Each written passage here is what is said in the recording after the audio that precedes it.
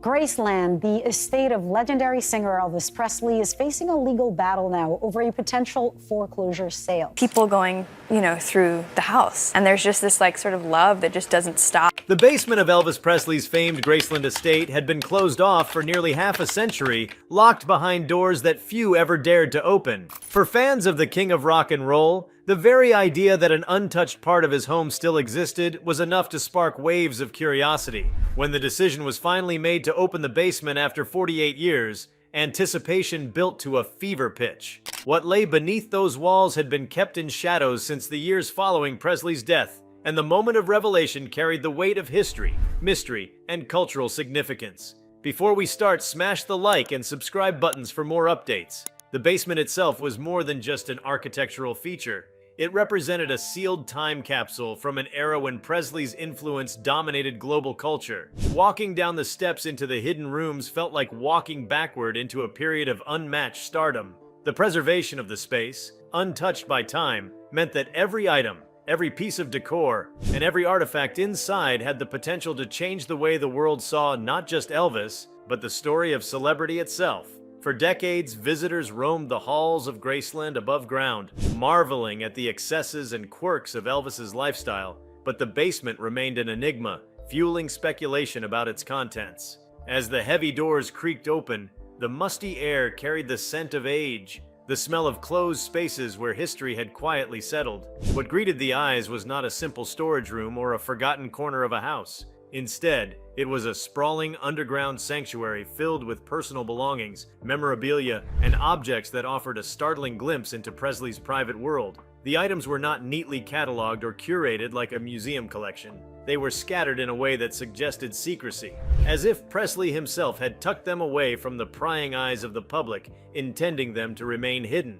The decor of the basement was itself a shock. The 1970s aesthetic was preserved almost perfectly, as though time had been paused mid-decade. Shag carpeting clung to the floors, dark wood paneling lined the walls, and dim lighting gave the rooms an intimate yet eerie glow. Bright colors, mirrored surfaces, and retro furniture revealed Presley's bold sense of style, reflecting a man who indulged in the extravagant and flamboyant trends of the era. It was like stepping into a living museum of American pop culture, but one that had been frozen in its own private cocoon. Beyond the decor, the objects scattered throughout the basement told stories more personal than any exhibit ever had. Gold records leaned against walls in casual stacks, as though tossed aside after yet another triumphant release. Handwritten notes filled with song ideas, musings, and even doodles lay across tables. These were not polished artifacts designed for public consumption. They were the raw thoughts of a man who never stopped creating. To see these papers, untouched for decades, was to peer into the restless mind of an artist constantly chasing inspiration. Among the most surprising discoveries were entire collections of films, recordings, and reels preserved in dusty cabinets. Elvis had been a known lover of cinema, and here was proof of the depth of that obsession. Rows of tapes featured not just popular Hollywood productions, but obscure titles that revealed a more eclectic taste. His handwritten labels marked them with comments, notes, and even critiques. This collection suggested that Presley may have been not just a performer, but an avid student of storytelling and screen presence, carefully dissecting the work of others to refine his own. What sent ripples of shock through those who witnessed the opening were the personal effects that revealed hidden sides of Presley's private life. Boxes of letters, both sent and received, were tucked into corners. Some carried the insignia of major figures of the era, politicians, actors, musicians, illustrating the vast reach of his influence and the caliber of his connections. Others were more intimate handwritten notes from friends, family, and admirers that pulled back the curtain on his emotional world. Each envelope was a fragment of Presley's relationships, preserved in the silence of the basement. Even more startling were objects tied to Presley's notorious indulgences. Unopened bottles of expensive liquor lined shelves, remnants of parties that never came to pass. Prescription bottles with faded labels sat inside drawers, remnants of a life where fame collided with personal struggles. Seeing these objects untouched for so long was jarring, a sobering reminder of the vulnerabilities that lived alongside the glamour. They offered not scandal, but context, an intimate record of the human cost of being larger than life. In one corner, racks of clothing hung under protective covers, still vibrant despite the years. Jumpsuits glittered with sequins, Casual wear carried the imprints of his unique style, and accessories gleamed under dim lighting. These garments were not the stage costumes showcased in public tours of Graceland, but private pieces that he wore in the sanctuary of his home. To view them was to witness the duality of Presley, the performer who dazzled the world, and the man who lived in these clothes when the spotlight dimmed. Perhaps the most haunting discoveries were unfinished projects. Instruments with sheets of music still resting on stands spoke of sessions abruptly halted. Recording equipment with reels partially filled suggested ideas left suspended. These remnants gave the impression that Presley had simply stepped out, intending to return later. That eerie sense of interruption, preserved for nearly half a century, was more shocking than any single artifact. It was as though time had been frozen in mid-creation, trapping the energy of an artist whose life ended too soon. The implications of opening the basement stretched beyond curiosity. For historians, it represented an unparalleled archive of one of the most influential cultural figures of the 20th century. The untouched nature of the basement meant authenticity in its purest form. Objects left exactly as Presley had last interacted with them. Unlike curated collections, this was an unfiltered view of a superstar's world, rich in detail and context. For fans, the discovery was emotionally overwhelming. Presley's public life had always been larger than life, carefully orchestrated and widely documented. But here was a glimpse into the man behind the legend. Each artifact, from scribbled notes to personal trinkets, humanized him in ways that no biography could. To stand in the basement was to share space with his unguarded self. To connect with Elvis as more than a performer, but as a man who lived, struggled, dreamed, and left pieces of himself behind. Culturally, the basement's unveiling reignited conversations about the nature of celebrity. Presley's life had long been scrutinized, dissected, and celebrated, but the basement offered raw material that complicated those narratives. The juxtaposition of glamour and struggle, of creativity and chaos, underscored the price of fame. It also illustrated the tendency of icons to shield parts of themselves from public view, retreating into private spaces that few could access. The shock was not simply in the discovery of hidden items, but in the realization that Presley had consciously kept this world separate. It suggested a man who knew the boundaries between performance and privacy, who understood that some parts of himself needed to remain unseen. The basement was not just a physical space. It was a metaphor for the hidden depths of his life, the corners that fame could not illuminate. As the world digested the details of what lay beneath Graceland, the meaning of the basement deepened. It became clear that this discovery was not about sensationalism or scandal, but about the preservation of truth. Every artifact was a piece of a larger story, one that blended triumph and tragedy, brilliance and fragility. The shock, ultimately, was not in the objects themselves, but in the intimacy they provided. The opening of Elvis Presley's basement after 48 years was more than an event. It was a rare unraveling of history's tightly woven threads. It revealed not just what the king left behind, but who he was when the music stopped and the curtains fell. The world peered into the shadows of a space untouched by time and found a mosaic of creativity, excess, vulnerability, and humanity. In that dimly lit basement, Elvis Presley's legend expanded, not by myth, but by truth, preserved in silence for nearly half a century. When the basement doors at Graceland finally opened after 48 long years, the world was confronted not just with objects, but with an atmosphere that carried an almost physical weight. What had been locked away was more than memorabilia. It was a preserved chapter of one of the most iconic lives in modern history. The shock came not simply from the discovery of preserved artifacts, but from the way the entire space radiated a sense of intentional secrecy, as though it had been designed to shield parts of Presley's existence that he never wished exposed during his lifetime. Entering the basement was like slipping into a private diary, one that could not be rewritten, edited, or polished. It was history in its rawest form. The impression visitors described was silence. Despite the hum of preservation equipment now installed to protect what had been uncovered, the room still carried a hush, a kind of reverence that seemed to demand careful steps and softer voices. The silence was not empty. It was loaded, carrying the echoes of conversations, late-night jam sessions, and private thoughts that once filled the air. It was easy to imagine Presley himself descending those stairs after a performance, seeking refuge, dropping his jacket onto a chair, and immersing himself in this hidden sanctuary. That atmosphere alone was shocking in its intensity, as though the space refused to let go of its owner's energy. The discovery also offered something rare in the story of celebrity: continuity. Above ground, Graceland had become a carefully curated tourist destination, showcasing the flamboyance and success of Presley's life. Below ground, however, the basement presented no such curation. The cluttered tables, the unfinished notes, the personal trinkets, all of it revealed a continuous thread of living that connected the superstar with the man.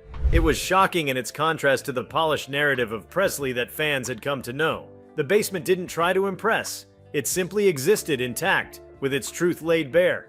Part of the shock came from the unexpected depth of intimacy within the artifacts. For example, tucked into corners were journals that appeared more personal than the lyrical notes scattered elsewhere.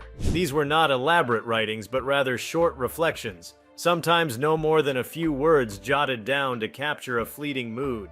One might reveal a moment of joy after a performance, another a sudden pang of loneliness, and another a fleeting idea about faith. Reading these fragments was like overhearing Presley's inner voice, unfiltered by managers, press agents, or fans. The honesty in these pages unsettled those who encountered them, because they contradicted the myth of Presley as untouchable, showing instead a man with vulnerabilities and shifting emotions. Another section of the basement contained a trove of personal photographs, many of which had never been seen by the public. Unlike the posed promotional images that filled magazines and posters, these pictures captured candid moments, backstage laughter, quiet family gatherings, and casual evenings at home. The photographs were striking in their ordinariness, showing Presley not as a distant superstar, but as someone living a life that was, at times, remarkably normal. For those who encountered these images, the shock lay in realizing that Presley had carefully guarded such intimate glimpses of his world. He chose what the public could see and what it could not,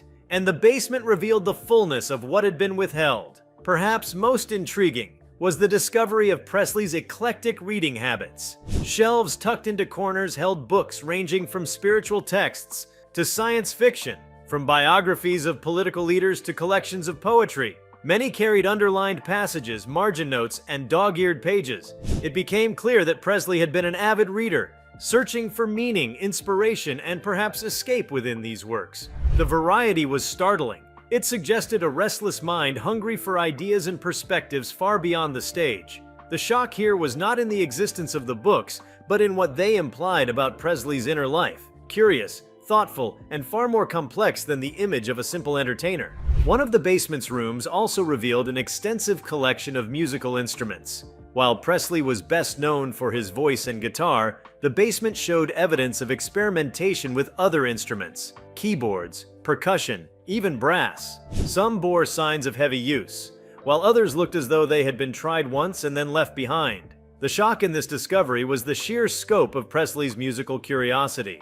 He had been constantly exploring, experimenting with sounds and instruments that could have influenced future projects had his life not ended so soon.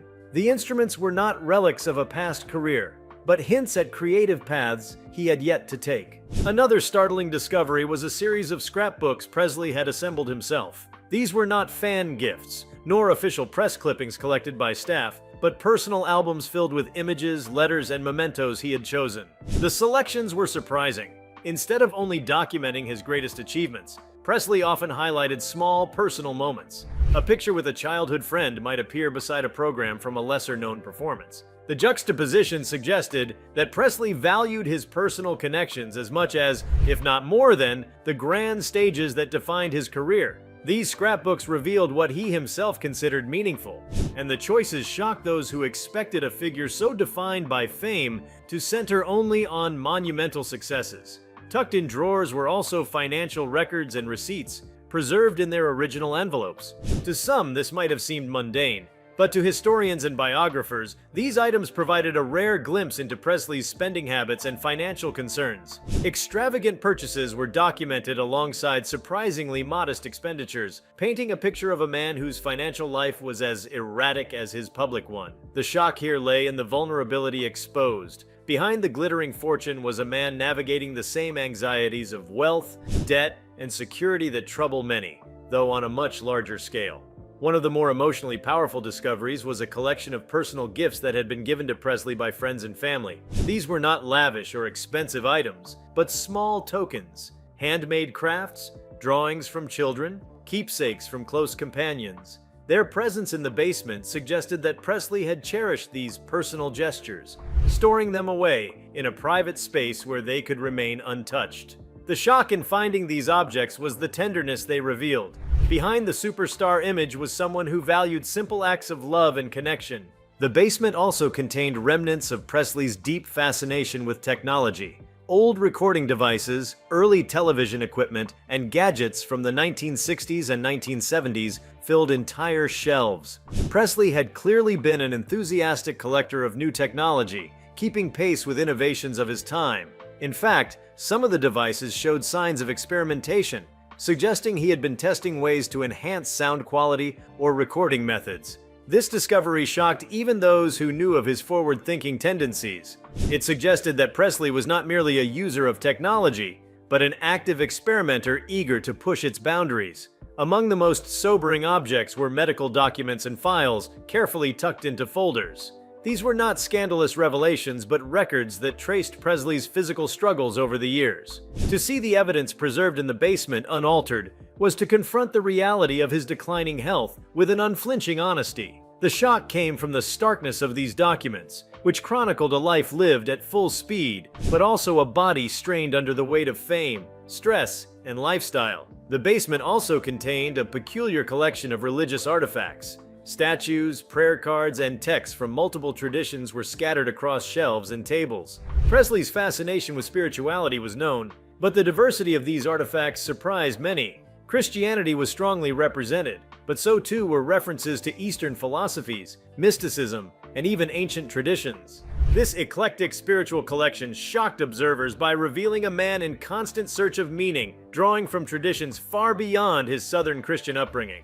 Equally surprising were the artistic experiments Presley had left behind. Sketches, paintings, and even sculptures suggested that he had explored visual art in addition to music. Some pieces were simple doodles, but others showed surprising skill and attention to detail. It was clear that Presley had used art as another form of expression, perhaps as a private outlet away from the demands of performance. The shock here was discovering yet another creative side to a man already known for redefining music and culture. Perhaps the most haunting section of the basement was a room that appeared to serve as a private retreat, separated from the other cluttered spaces. Here, a single armchair sat facing a record player, with stacks of vinyl records beside it. The simplicity of the arrangement, contrasted with the flamboyance elsewhere, shocked many. It suggested that Presley, despite the chaos of his life, craved moments of solitude where he could simply sit and listen to music. The presence of this quiet refuge reminded everyone that even the king of rock and roll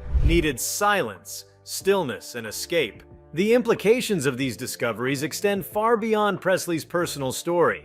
They challenge the way society constructs the image of celebrity, raising questions about what we choose to remember and what we leave hidden. The basement revealed that even the most public figures hold back vast parts of themselves, shielding their private lives with care. The shock for the world was in realizing just how much of Presley's life had remained unseen, waiting in darkness until the moment the doors opened. The cultural weight of this revelation cannot be overstated. For fans, the basement offered a rare gift, a direct connection to Presley's inner world, untouched by decades of commercialization. For scholars, it provided a treasure trove of material that could reshape understandings of Presley's career, personality, and influence. And for society at large, it became a reminder that history is never complete, that even the most examined lives can still hold secrets waiting to be uncovered. The opening of Presley's basement after 48 years was not just an act of uncovering objects, but an act of encountering truth. Every artifact shocked not because it was sensational, but because it was real. Presley's private world hidden beneath Graceland has now added a deeper, more human dimension to his legend. It proved that behind the crown of the king was a man who created, searched, struggled, and lived in ways more complex than anyone imagined. When the heavy air of Presley's basement settled on those who stepped inside, it became clear that the hidden rooms were not a single story, but many layered narratives compressed into one sealed environment. What had initially been described as a storage space took on the qualities of a hidden museum, except its curator had been Elvis himself. The further people explored, the more the shock deepened, not from a single extraordinary discovery, but from the sheer variety of material that broadened and complicated what was thought to be known about him. One striking area within the basement revealed Presley's fascination with design. Unlike the famously ostentatious rooms above ground at Graceland, this underground space bore hints of personal experiments in interior aesthetics. Rolls of unused wallpaper leaned against the walls, fabrics draped over chairs, and sketches of floor plans sat atop tables. These were not professional documents, but Presley's own attempts at reimagining his environment. It was as if the king had wanted to constantly reshape his surroundings, tailoring them to shifting moods and tastes. The shock here came from the realization that Elvis was not only consuming trends of the 1960s and 1970s, but actively participating in them, turning his private spaces into a laboratory for style. In another section, an assortment of unopened packages and crates bore shipping labels from across the world. Some were from luxury boutiques in Paris, others from small stores in Tokyo, and still more from American suppliers of rare goods. Many of the boxes were untouched, their contents unknown until opened decades later. Inside were exotic textiles, unusual instruments, and even hand-carved furniture. The global reach of Presley's purchases revealed just how connected he was to international markets long before global celebrity culture became common. The shock was in discovering the breadth of his curiosity about the world, a desire to bring far-off influences into his personal orbit. Among the most unexpected finds was a stash of early correspondence between Presley and emerging musicians of his time. Letters from younger artists expressed gratitude, admiration, and sometimes requests for advice. What stunned those reading them was the evidence that Presley had taken the time to respond to many of these messages. His replies, informal and handwritten, often included encouragement, practical advice about navigating fame, or simply words of kindness. The basement thus revealed Presley not only as an idol, but also as a mentor to younger talents, a side of him rarely acknowledged in official narratives. The shock lay in realizing how quietly he had nurtured the next generation without publicizing these exchanges. There was also a section devoted to Presley's own family history. Old photographs of his parents, relatives, and ancestors filled shoeboxes and albums. Family heirlooms, including handmade quilts, letters from relatives, and even farm tools from earlier generations, were preserved carefully. The juxtaposition of these humble artifacts with the glitter of Presley's stage career shocked observers. It was a vivid reminder that beneath the extravagance of fame lay deep roots in modest beginnings. The preservation of these items suggested that Presley had carried his origins with him, cherishing the reminders of where he came from even as the world elevated him to near mythical status. An equally surprising discovery was the presence of extensive travel memorabilia. Maps with highlighted routes, postcards, boarding passes, and brochures from destinations across America and Europe lay neatly stacked. Some were annotated with Presley's notes, marking favorite stops or places he intended to revisit. These materials revealed a man fascinated by movement and exploration, someone who saw the world not just through concert tours but through curiosity-driven wanderings. The shock was in realizing that Elvis, whose life was so heavily scheduled and controlled, still sought ways to privately engage with the thrill of discovery. In the farthest section of the basement, boxes filled with fan creations offered another layer of surprise. Unlike the carefully curated fan mail displayed in public exhibits, these were unfiltered submissions. Handmade art, poetry, embroidered gifts, and even homemade recordings. The fact that Presley had saved them, storing them away in his private refuge, suggested a genuine appreciation for the people who idolized him. It shocked many to realize that despite being overwhelmed by global attention, Presley valued and preserved these tokens of devotion.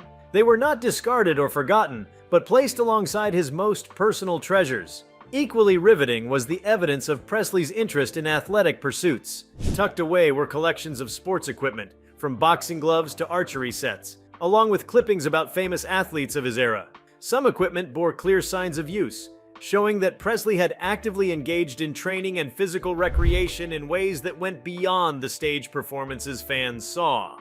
The shock here came from the depth of his investment in these activities, revealing a man who used physical exertion not just for health, but perhaps also as an outlet for the intensity of his lifestyle. Another discovery that drew gasps was a collection of experimental recordings. These were not the polished songs released to the world, but raw, improvised sessions captured on reel-to-reel tapes. Some featured Presley playing alone late at night, experimenting with melodies and lyrics that never reached the public. Others included jam sessions with friends, filled with laughter, mistakes, and bursts of creative brilliance.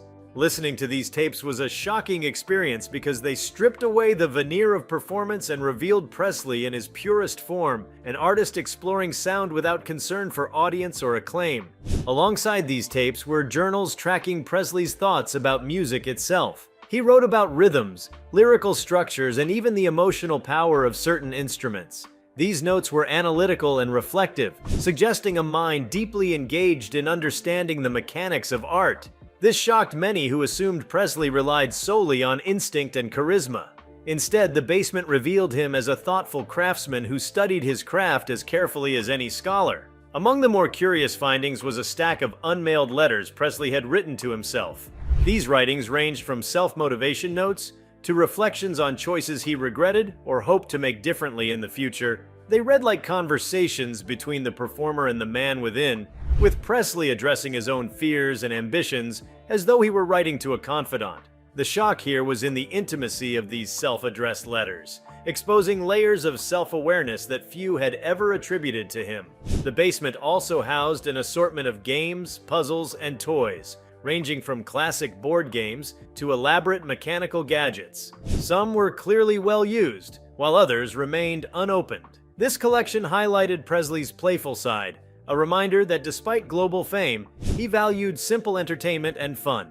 The shock was not in the existence of toys, but in their sheer quantity and variety, painting a portrait of someone who sought joy and distraction wherever he could find it. In another corner sat trunks filled with costumes and accessories from Presley's film career. Unlike the stage outfits displayed upstairs, these items represented his forays into cinema, many of which had been dismissed by critics during his lifetime. To see them preserved here was to understand that Presley himself valued these roles despite their uneven reception. The shock came from the implication that he had cared deeply about his cinematic work, perhaps more than the world realized, and had chosen to keep these mementos close. Perhaps the most startling of all was a cache of unpublished poetry. Scrawled in notebooks and on scraps of paper, these verses ranged from romantic musings to reflections on fame, faith, and mortality.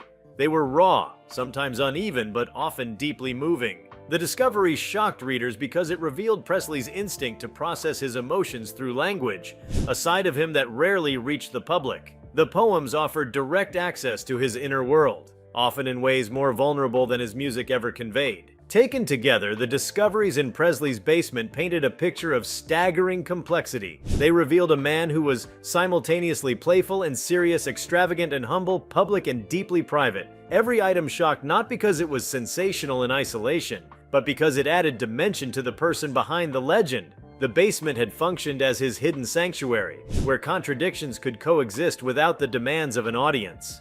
The opening of this sealed space after nearly half a century was more than an act of unveiling. It was an act of revelation that demanded the world reconsider what it thought it knew. The shock resided in the sheer humanity of it all. The way Presley's private world mirrored the universal struggles of creativity, identity, and longing for connection. For those who walked through those rooms, the experience was not just about finding Elvis Presley's possessions. It was about encountering his essence preserved in silence, waiting to be understood. If you like this video, please give it a like and subscribe to our channel. Also, leave your comments below and tell us, what are your thoughts on Elvis Presley's basement finally being opened? We want to hear from you. Thank you for watching and see you next time.